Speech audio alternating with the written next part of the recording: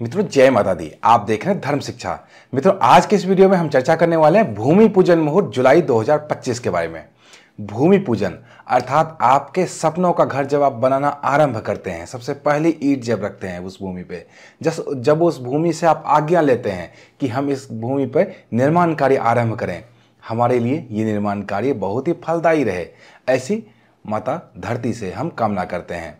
तो वो जो पूजन होता है उसका जो मुहूर्त होता है वो कब हो, जुलाई 2025 में, उसी की चर्चा इस वीडियो में हम करने वाले हैं। तो वीडियो में हमारे साथ अंत तक जरूर बने रहिए ताकि आपको संपूर्ण वीडियो में जानकारी मिल पाए।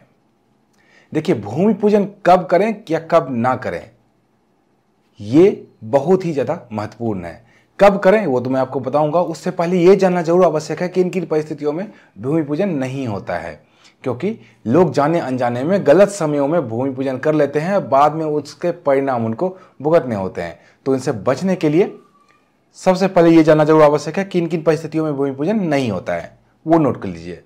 वार में दो ही वार वर्जित हैं, रविवार और मंगलवार, जिस दिन गृह निर्माण कार्य आरंभ नहीं होता है।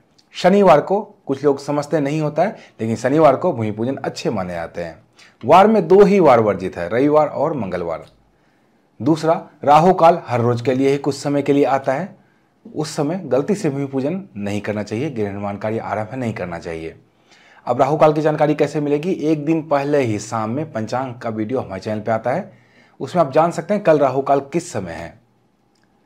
तीसरा, भद्रा यानी कि वृष्टिकरण जब रहे तब भी गृह निर्माण कार्य आरंभ नहीं करना चाहिए। भद्रा की जानकारी भी आपको हमारे चैनल पे पंचांग के वीडियो में मिलते रहती है।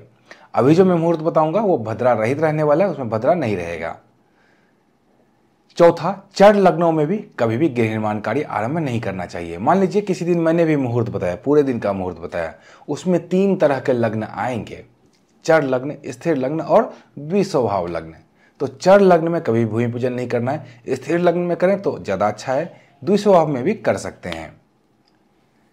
पांचवा, रिक्ता तिथियों जैसे कि चतुर्थी, नवमी और चतुर्दशी में भी साधारणतः गृह निर्माण कार्य आरंभ नहीं करना चाहिए। छठा, जब गृह स्वामी की राशि से चंद्रमा 8वें भाव में हो तो अच्छे मुहूर्त होने के बाद भी उस दिन भूमि पूजन नहीं करना चाहिए।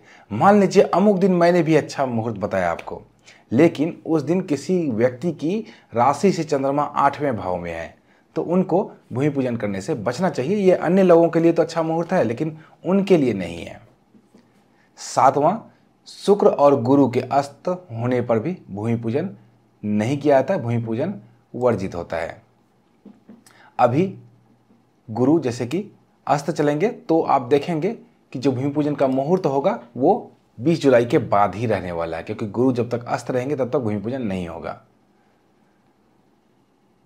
इसके अलावा चतुर्मास में कुछ लोगों का प्रश्न यहाँ पे आता है आजकल कि चतुर्मास में क्या हम कर सकते हैं? जब भगवान देव शयन में चले जाते हैं तो क्या हम भूमि पूजन कर सकते हैं? तो बिल्कुल कर सकते हैं। गृह प्रवेश और भूमि पूजन देवशयनी एकादशी के बाद भी होते हैं, सिर्फ विवाह और मुंडन ही वर्जित होता है।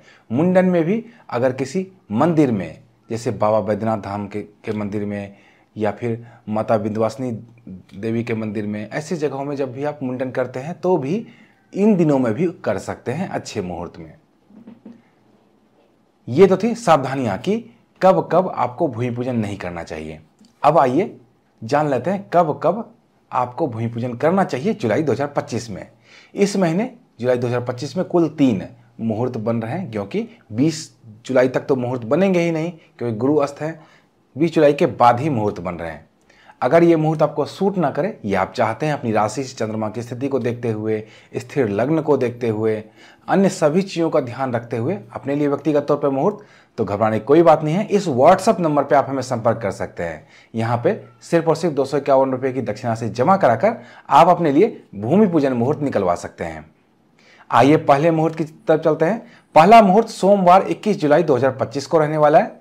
इस दिन श्रावण मास की कृष्ण पक्ष की एकादशी तिथि रहने वाली है और क्रमशः द्वादशी तिथि भी रहने वाली है। नक्षत्र की बात करें तो रोहिणी और मृगशिरा नक्षत्र रहेगा और शुभ मुहूर्त का निर्माण होगा सूर्य उदय से लेकर अहोरात्रि तक, अर्थात पूरे दिन का मुहूर्त है।